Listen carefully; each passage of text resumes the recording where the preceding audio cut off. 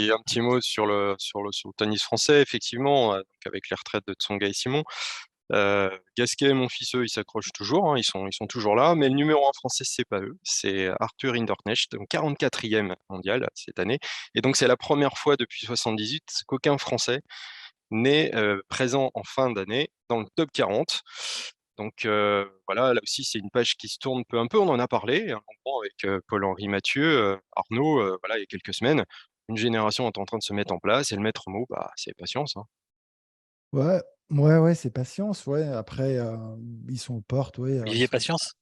en dehors du top 40, c'est vrai, mais il y en a quelques-uns, tu vois, qui sont en dehors du top 40 et puis, enfin, tu vois, l'année prochaine, il y en aura peut-être plusieurs dans le top 40, je sais pas, moi, je trouve que, OK, c'est bien d'avoir cette stat, mais je sais pas si elle signifie grand-chose. Oui, enfin, en tout cas, il manque cruellement maintenant là de joueurs très bien classés, c'est vrai. On a besoin de locomotives, mais il y a des jeunes qui vont pousser, qui vont arriver, et moi, enfin, j'en suis assez convaincu. Voilà, Mmh, on sait que enfin, voilà, la roue va tourner. On l'a vu avec le tennis américain. Là, ils sont très nombreux. Moi, je crois qu'il y a quelques jeunes vraiment français qui jouent très, très bien.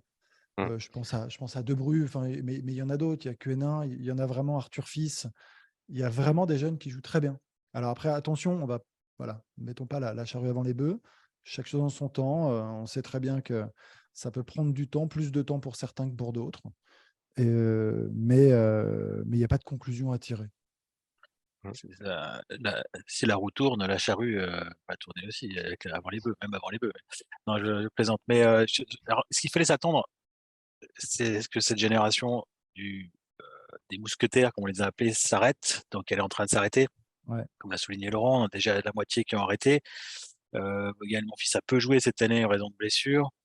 Richard Gasquet joue bien, très bien par à coup, mais physiquement ça c'est bien difficile aussi. Sur des matchs longs, par exemple, c'est compliqué. Il nous régale encore, hein, souvent sur certaines, rencontres, sur certains tournois. Mais on savait que derrière cette génération-là, parce que beaucoup elle a été très critiquée, mais on savait qu'évidemment elle avait quand même de très, très bons résultats d'ensemble et que derrière, avoir la même chose, ce serait difficile et on a une génération certes qui est correcte derrière, heu, mais moins forte. Hugo Humbert n'a pas malheureusement confirmé. Lucas Pouille est retombé aux oubliettes alors qu'il avait fait quand même une demi en Grand Chelem, de 2 demi en Grand Chelem et qu'il avait très bien joué. Heu, il pouvait traîner sport donc voilà, cette génération-là, bah, c'est des joueurs qui sont bons, Rick Dafnesch, Bonzi, il y a encore Adrian Manarino qui est là, quelques-uns qui sont aux alentours de la 40e, 50e, 60e place. Mais je crois qu'il va falloir, comme l'a dit Arnaud, attendre la suivante qui me semble forte quand même, voilà. Il en a cité 3, je vais en citer un quatrième qui est Lucas Van Hache, qui fait Ouais, très, très tout belle à fin de fait. saison, Qui 18 a ans. qui a gagné 300 Heu, places cette année, il est Exact. ouais, 176e, hein, c'est quand même pas mal à ouais, ouais, 18 ouais, ans, Ouais, c'est ouais. pas mal. avec de très bonnes victoires déjà. Je miserais bien sur ce petit moi pour, continuer à progresser l'année prochaine.